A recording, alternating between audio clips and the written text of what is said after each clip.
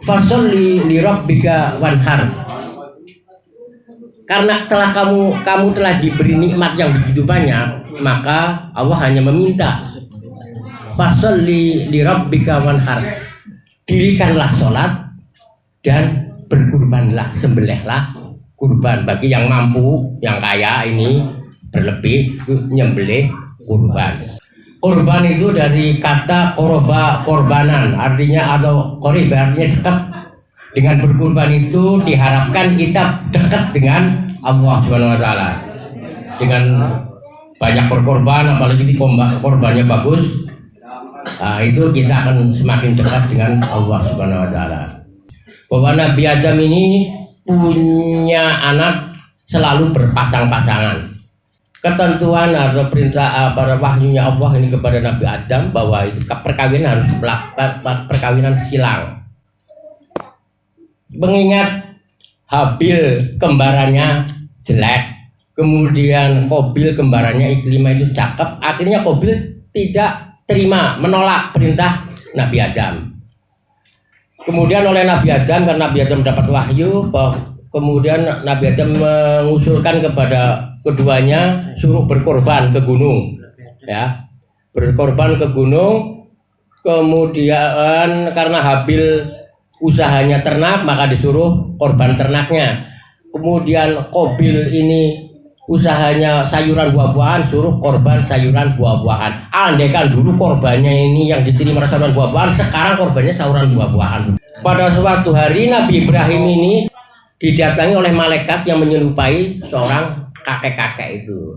Dia sebagai seorang musafir datang, wahai Ibrahim, kamu punya kambing banyak, punya sapi banyak, punya ternak banyak. Saya ini seorang musafir dalam perjalanan. Saya minta kambingmu yang paling gede sekali satu, boleh enggak? Nabi Ibrahim jawab, boleh, asalkan satu. Syaratnya. Jadi syaratnya hanya gampang.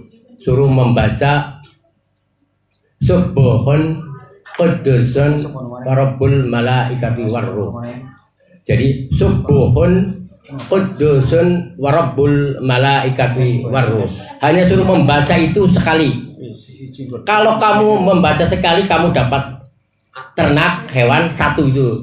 Dia minta satu, dikasih satu. Kemudian kalau kamu dua kali, maka seperempat dari ternakku kamu baca dua kali mengucapkan Subhan Qudusun Warabbul Malaikati Warruh, maka kamu akan mendapatkan ternakku ini.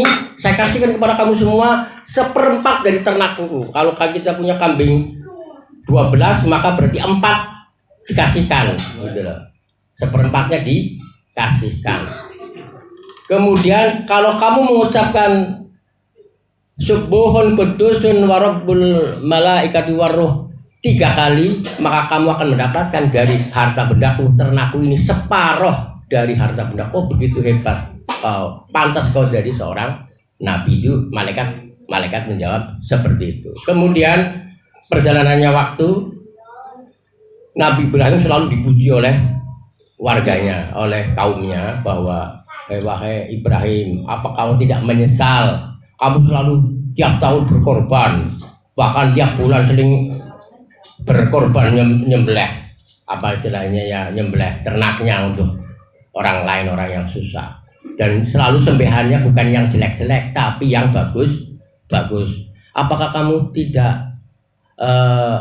menyesal, tidak kalau ikhlas tidak? Apa kamu ikhlas? Enggak. Jangan. Akhirnya Nabi Ibrahim terucap, jangankan separoh. Kalau saya Nabi Ibrahim waktu itu belum punya anak. Kalau seandainya saya ini ditakdirkan punya anak lelaki dan anaknya soleh dan diperintahkan disuruh disembelih, siap akan saya sembelih anak saya. Nah, itu Nabi Ibrahim itu sudah sumpah dulu. Jadi ceritanya ini Nabi Ibrahim sudah bersumpah ingin menyembelih anaknya.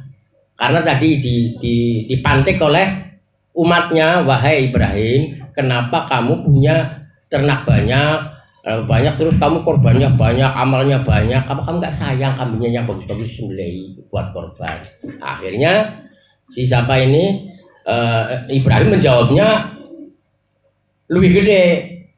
Jangankan segini, kalau saya ditakdirkan punya anak lelaki, anaknya soleh, dan diperintahkan untuk disembelih, saya sembelih. Perjalanannya waktu Nabi Ibrahim belum punya anak, dia berdoa kepada Allah di dalam surat As-Saffat ayat 100, Rabbi habli minas sholihin, ya Allah berilah aku anak laki-laki yang soleh. Akhirnya Nabi Ibrahim punya istri dua, Sarah dan Hajar. Kayak Hajar ini mengandung, kemudian Nabi Ibrahim itu lupa udah tentang tadinya nadarnya tadi, lupa bahwa kalau apa namanya diberi anak ya, istrinya hamil kemudian punya anak. Begitu karena Sarah iri, dia pun nggak punya anak ya. Nabi Ibrahim punya istri dua, terus yang Hajar punya anak. Kemudian si Hajar suruh pergi ke jauh, akhirnya sampai kepada Makkah atau sekarang di Makkah atau di Madinah ya, di Baitullah yang sekarang.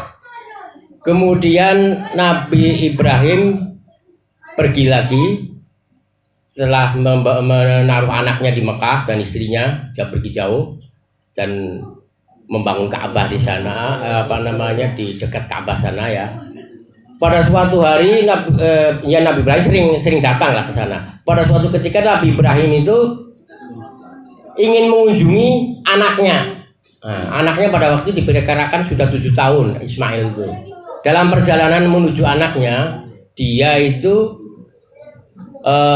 bermalam di Mina. Dia waktu di Mina, dia bermimpi, wahai Ibrahim, tunaikanlah nadarmu, sembelihlah anakmu. Lah Nabi Ibrahim ini bingung apakah ini adalah dari iblis apa dari Allah, tapi dia ingat pada waktu akhirnya menangis. Lah dia nggak punya anak laki-laki, nggak punya anak, memang anak Ismail adalah anak yang pertama, terus dikasih anak, terus diperintah disuruh sembelih. Apakah ini perintah dari Allah apa tidak? Tapi dia ingat dulu pernah nadar seperti itu. Nah, kemudian dia ke Arafah, tidur di Arafah juga seperti itu juga. Dikasih mimpi bahwa wahai Ibrahim, tunaikanlah nadarmu, sembelihlah anakmu. Akhirnya mantap sekali, begitu sampai ke rumah ke Hajar. Hajar diperintahkan suruh, wahai Hajar istriku, tolong si Ismail itu dimandikan dan diberi wangi-wangian. Akan saya bawa ke suatu gunung untuk menemui Allah. Di saat dia Nabi Ibrahim ini Nabi Ismail ini dimandikan, Nabi Ibrahim mengasah pisaunya. Dan dari situlah iblis menggoda, meminta kepada Siti Hajar agar luntuh ya. Wahai Hajar, bahwa nggak boleh terjadi perintah Allah nggak boleh terlaksana. Wahai Hajar, tolong si Ibrahim itu jangan sampai menyembelih anaknya. Karena dia sekarang kasagaman anaknya mau dibawa ke sana. Apakah kamu tahu bahwa Ibrahim itu akan membawa Ismail gunung akan disembelih?